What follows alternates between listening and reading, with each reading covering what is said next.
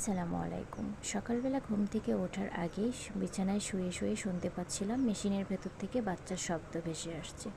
তারপর মেশিনটি আমি খুলে দেখি, মাশাআল্লাহ, আলহামদুলিল্লাহ, মুরগির বাচ্চা এবং কোয়েল পাখির বাচ্চা ফুটে গেছে। আর কোয়েল পাখির বাচ্চা যে এতটা চঞ্চল, ডিমের ভেতর থেকে বের হয়েই ওরা দৌড়াদৌড়ি লাফালাফি শুরু করে দিয়েছে।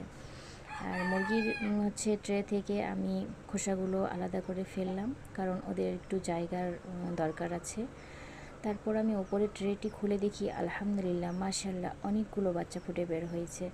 আর ঠোসাগুলো আমি একটা একটা করে বেছে বেছে আলাদা করে ফেলতেছি, কারণ একটার সঙ্গে আরেকটা লেগে থাকলে আসলে বাচ্চা বের হতে পারে না। তারপর আমি মেশিনটি বন্ধ করে দিলাম, কারণ আরও ডিম আছে ফোটার জন্য। দেখুন, আলহামদুলিল্লাহ, মাশাআল্লাহ, বাচ্চাগুলো কতটা সুন্দর, কতটা চঞ্চল। মেশিন থেকে বাচ্চা বের করার আগে আমি বোর্ডিং সেট করে রেখে গেছি, কারণ একটু হিট না হলে ওইখানে বাচ্চা রাখলে বাচ্চার সমস্যা হতে পারে। তারপর আমি আস্তে আস্তে সব বাচ্চাগুলো বোর্ডিংয়ে রাখলাম। আর বাচ্চাগুলো দেখুন, আলহামদুলিল্লাহ, কতটা সুস্থ, কতটা চঞ্চল। পাখির বাচ্চাগুলো আসলেই অনেক চঞ্চল। ডিমের ভেতর থেকে বের হয়েই ওরা যে লাফালাফি ছোটাছুটি করে, আলহামদুলিল্লাহ। তারপর আমি ওদেরকে ওপরে কাপড় দিয়ে ঢেকে দিলাম, কারণ ওদের গায়ে যেন তাপটা লাগে, ওপর দিয়ে বের না হয়ে যায়।